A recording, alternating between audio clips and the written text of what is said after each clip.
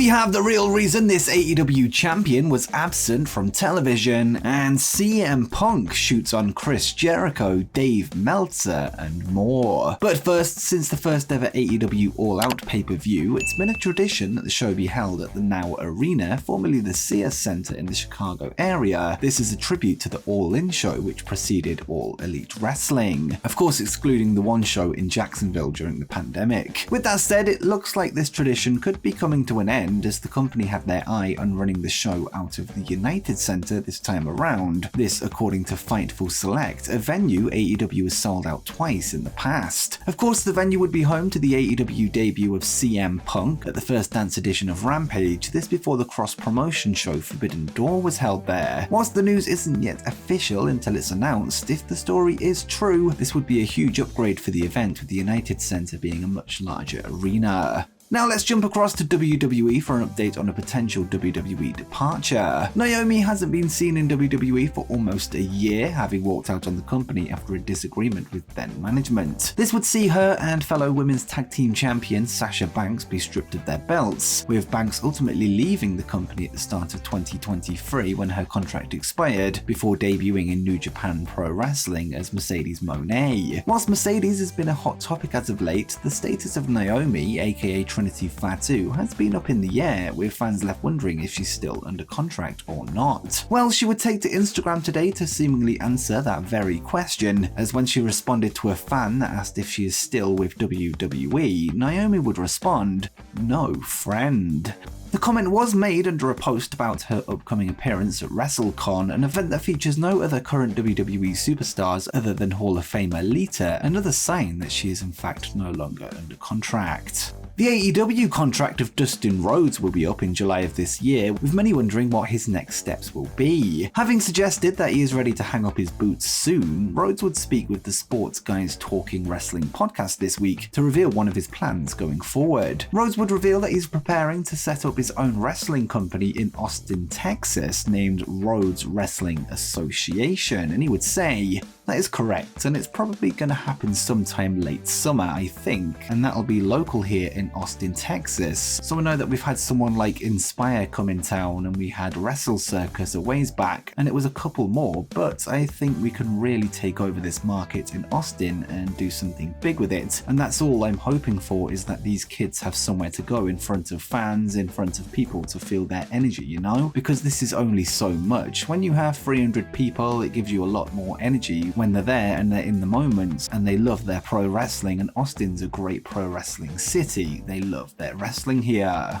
AEW star Dax Harwood would take to his podcast this week, where he would discuss the information received by dirt sheets and how they shouldn't always be taken at face value. When discussing stories that make their way out of the AEW locker room, more specifically related to the recent CM Punk and the Elite situation, he would claim that there is often an agenda at play when it comes to the leaks, and he would say, "The people that are telling them, they're the ones who are spinning the story. These people don't see it firsthand. They don't know if I've complained. They don't know what happened with CM Punk and the Elite. They don't know, right? They only know what they've been told. And the people that tell them are the exact same people that tell them everything all the time, and they tell them that with their own agenda in mind." Dax would then claim to know the identity of one of the talents that leaks things to the media, more specifically the individual that claimed Harwood had heat due to comments he made on his podcast, and he would say, "One individual went into the locker room and openly said, 'I can't believe he's talking about that, I can't believe he's saying that, I can't believe he's doing that.' That same individual went to the dirt sheets, and I know it for a fact, went to the dirt sheets and said, 'I can't believe he's saying that, everybody is upset with him,' because they want that narrative out there." And before we continue, why not drop a like down below if you're enjoying the video, and subscribe to the channel with notifications turned on so you don't miss the latest wrestling news, as we try to reach 50,000 subscribers by the end of the year. But with that said, let's get to the next story. AEW Women's World Champion Jamie Hayter would find herself absent from Dynamite this week, with fans left wondering of her whereabouts. Well, in an update provided by Dave Meltzer on Wrestling Observer Radio last night, Hayter has been dealing with some visa issues, leaving her stuck in her native country of England, and Dave would say, She'll be back pretty soon, but what happened is she had to return to England for visa reasons to get her visa renewed and everything like that, which is something that happens. Like all of the foreign talent in WWE from time to time, they might disappear for a couple of weeks every couple of years for this, so it's all worked out and it's all fine, but I'm not sure which week she'll be back. Now let's get to the juicy bits, as then AEW World Champion CM Punk would make his return from injury in August 2022 at the Quake by the Lake to confront then interim champion Jon Moxley. This would set up a unification match just 2 weeks later with little to no build, which resulted in Moxley winning in a mere 3 minutes. This would then lead to a rematch just over 1 week later at the All Out pay-per-view, which saw Punk win the title back. This was suffering from an injury in the match, leading into the now infamous media scrum and real-life backstage brawl with the Elite. At the time, many fans questioned the first booking decision and the lack of story heading into the short unification match, with us now having some more details leading up to the match from CM Punk himself. To set the scene, let's go to the Wrestling Observer boards, where Dave Meltzer would be asked about why AEW didn't advertise Punk versus Moxley longer and why it had such a short build, to which he responded,